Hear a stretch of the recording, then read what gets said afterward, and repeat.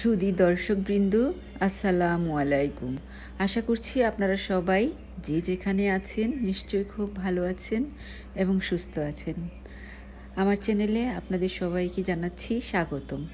বরাবরের মতো আজও আমি আপনাদের জন্য খুবই মজার একটি রেসিপি নিয়ে হাজির হয়েছি। যখন বাসায় মিষ্টি খেতে ইচ্ছে করবে, তখন বাসায় যদি সুজি থাকে তাহলে দোকানের মতো সুজি দিয়ে আপনারা এইভাবে মিষ্টিটা তৈরি করে খেতে পারেন। দেখবেন এটা খেতে কিন্তু একদম দোকানের মিষ্টির মতোই মনে হয়। আপনারা একবার হলেও এটা বানিয়ে এইভাবে খাবেন, দেখবেন সবাই বলবে আপনি দোকান থেকে মিষ্টিটা কিনে নিয়ে এসেছেন। কেউ বুঝতেই পারবেন না এটা আপনি বানিয়েছেন। তাহলে চলুন এবার মূল রেসিপিতে চলে যাচ্ছি। আমি এখানে চুলার মধ্যে একটি ফ্রাইং প্যান বসিয়েছি, তার মধ্যে দিয়ে দিলাম 1 টেবিল স্পুন ঘি। তো ঘিটা গলে যাওয়ার পর আমি ফ্রাইং প্যানটাকে হাতে ধরে একটু নাড়াচাড়া করে পুরো ফ্রাইং প্যানটার মধ্যে ঘিটাকে একটু লাগিয়ে নিব। তো এই যে দেখুন আমার ঘিটা কিন্তু অলমোস্ট গলে গিয়েছে। তো আমি এখন ফ্রাইং প্যানের হাতলটা ধরে এটাকে একটু নাড়াচাড়া করে ফ্রাইং প্যানটাকে একটু ঘি দিয়ে ভিজিয়ে নিলাম। তো এই পর্যায়ে আমি এই ঘিয়ের উপরে দিয়ে দিব হাফ কাপ আপনার সুজি। তো আমি এখন এখানে সুজি দিয়ে দিচ্ছি। আমি এখানে হাফ কাপ ভর্তি করে সুজি নিয়েছি, আর সেই সুজিটাই আমি এখানে দিয়ে দিচ্ছি। এই যে দেখুন আমার সুজিটাও দেওয়া অলমোস্ট হয়ে গিয়েছে। তো এবার সুজিটাকে নাড়াচাড়া করে ঘিয়ের মধ্যে আলতোভাবে ভেজে নিব। বেশি ডিপ কালার করব না, সুজিটাকে সাদা রাখবো। তো আমি একটু ঘি দিয়ে সুজিটাকে একটু ভালোভাবে নাড়াচাড়া করে একদম অল্প আছে আমি সুজিটাকে ভেজে নিচ্ছি, যাতে কালারটা পরিবর্তন না হয়। যেহেতু আমি সাদা মিষ্টি তৈরি করব, তাই সুজির কালারটা আমি যাতে চেঞ্জ না হয় সেটার জন্য চুলার আঁচটা একদম কমিয়ে দিয়েছি। তো আমি এভাবে নাড়াচাড়া করে প্রায় 5 মিনিটের মতো সুজিটাকে ভেজে নিয়েছি। তো দেখুন আমার সুজিটা কিন্তু একদম ভাজা হয়ে গিয়েছে, আর এর চেয়ে বেশি ঘি এটার মধ্যে দেওয়ার কোনো প্রয়োজন নেই। আমি 1 টেবিল স্পুন ঘি দিয়েছি। তো আমার এটা ভাজা অলমোস্ট হয়ে গিয়েছে। তো আমি এখন এটার মধ্যে দিয়ে দিব লিকুইড দুধ। আপনাদের কাছে যদি গরুর লিকুইড দুধটা না থাকে তাহলে আপনারা কুসুম কুসুম গরম পানি দিয়ে গরু দুধটাকে গুলে নিলেই হবে। তো আমি এখানে দিয়ে দিচ্ছি গরুর তরল দুধ, আগে থেকে জাল দিয়ে আমি ঘন করে রেখেছিলাম। সেই দুধটা আমি এখানে দিয়ে দিব। আমি দুধটাকে অল্প অল্প করে এখানে দিব আর সুজিটাকে ভালোভাবে মিশাবো। তো আমি এখন উপর থেকে দুধটা দিয়ে দিচ্ছি।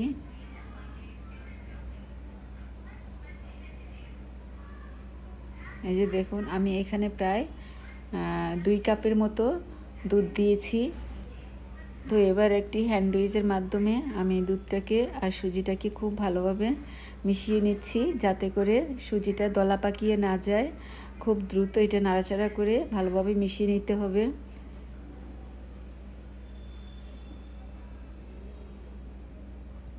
এই যে দেখুন আমি খুব ভালোভাবে এটাকে মিশিয়ে নিচ্ছি।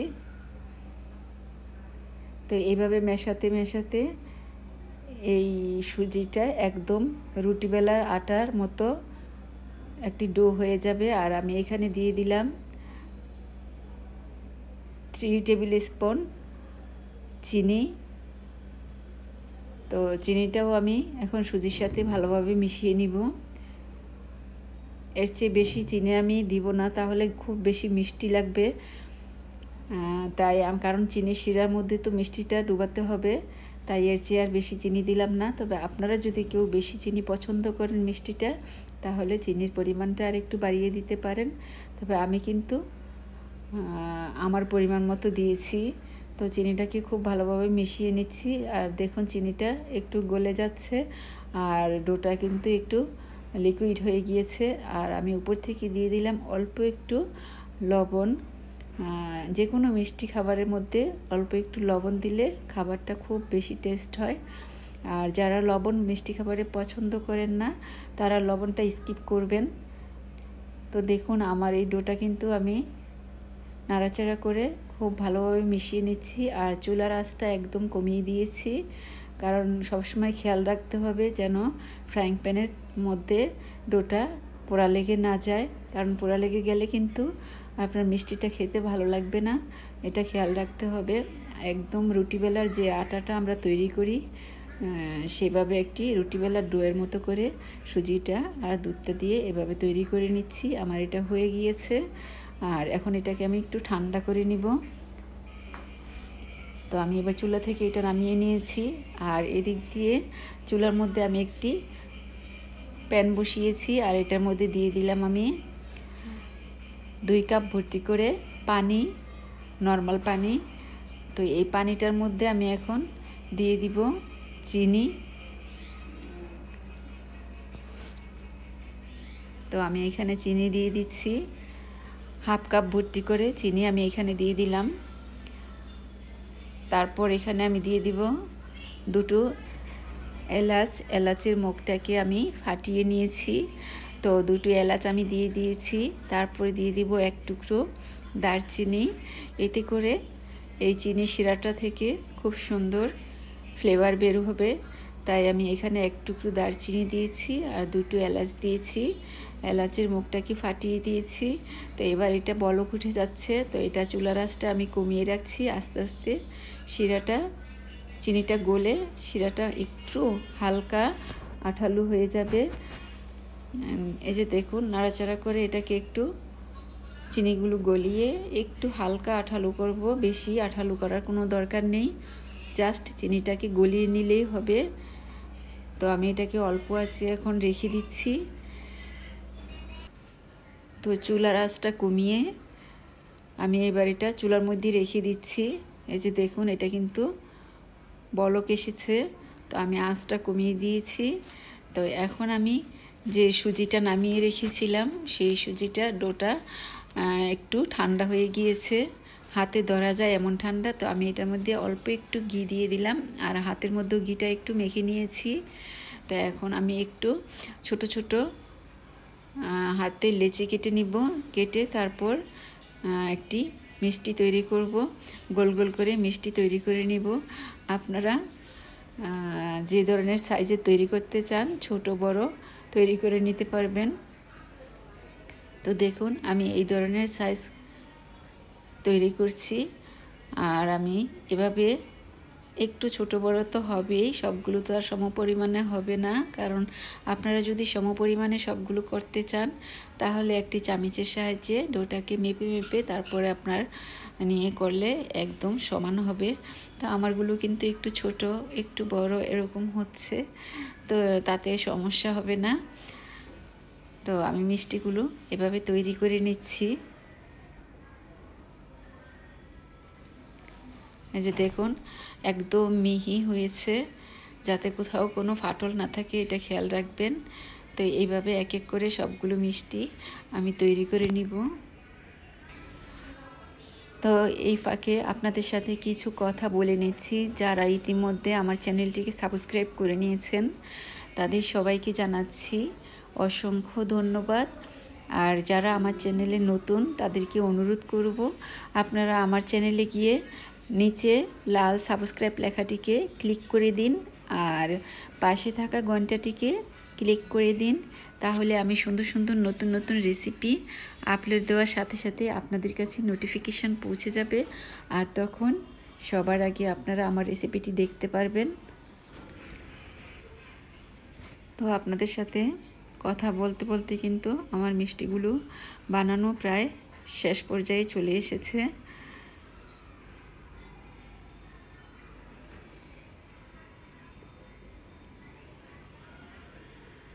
তো সব কয়টি মিষ্টি আমি বানিয়ে নিয়েছি, এই যে দেখুন। তো এবার আমি যে চুলার মধ্যে চিনি শিরাটা তৈরি করে রেখেছিলাম, এই যে দেখুন। তো এবার এটার মধ্যে একটা একটা করে সবগুলো মিষ্টি আমি এখানে দিয়ে দিব। তো আমি মিষ্টিগুলো এখানে দিয়ে দিচ্ছি। আর চুলার আঁচটা এখন মাঝারি আঁচে আছে। আর চুলার আঁচটাকে বাড়ানো যাবে না আর কমানো যাবে না, এভাবে চুলার আঁচটা রেখে দিতে হবে। মাঝারি থেকে একটু কম আছে তো আমি এখন ঢাকনা দিয়ে দিচ্ছি।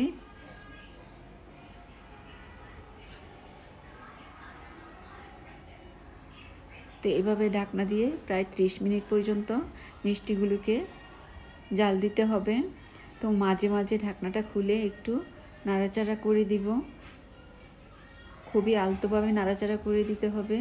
তো আমি একটু ঢাকনাটা খুলে আপনাদেরকে দেখাচ্ছি। এই যে দেখুন, মিষ্টিগুলো কিন্তু আগের চেয়ে অনেকটা ফুলে উঠেছে।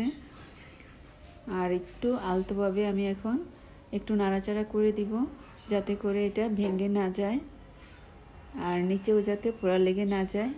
তাই একটু আলতোভাবে এভাবে নাড়াচাড়া করে দিতে হবে। তো আবার আমি ঢাকনাটা দিয়ে দিচ্ছি। তো এভাবে 2 থেকে 3 বার নাড়াচাড়া করে দিলেই হবে। তো 30 মিনিট পর্যন্ত চুলার মধ্যে রেখেছি। এই যে দেখুন, মিষ্টিগুলো বেশ বড় হয়ে গিয়েছে, একদম সাইজ পরিবর্তন হয়ে গিয়েছে। তো আমি এখন এভাবেই চুলাটা বন্ধ করে চুলার উপরেই ঢাকনাটা দিয়ে রেখে দিব প্রায় 1 ঘন্টার মতো। তো 1 ঘন্টা পর ঠান্ডা হয়ে গেলে তখন আমি আপনাদেরকে একটি বাটিতে নিয়ে দেখাবো এটা কেমন হয়েছে। তো এই যে দেখুন, আমি বাটিতে নিয়ে নিয়েছি। তো আমি একটা মিষ্টি কেটে আপনাদেরকে দেখাচ্ছি মিষ্টিটা কেমন হয়েছে।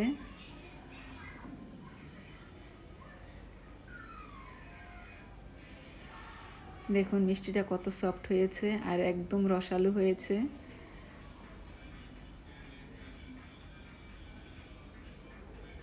তো আশা করছি আমার রেসিপিটি আপনাদের বেশ ভালো লেগেছে। আর যদি ভালো লেগে থাকে, পরিচিত সবার কাছে আমার রেসিপিটি শেয়ার করে দিবেন। আর আপনারা একবার হলেও বাসায় এইভাবে তৈরি করে খাবেন এবং সবাইকে খাওয়াবেন। তো আবার নতুন কোনো রেসিপি নিয়ে আপনাদের সামনে হাজির হয়ে যাব। আপনারা সবাই ভালো থাকবেন, সুস্থ থাকবেন, আমার জন্য দোয়া করবেন, আমার পরিবারের জন্য দোয়া করবেন। আজ এখানেই রাখছি। আল্লাহ হাফিজ।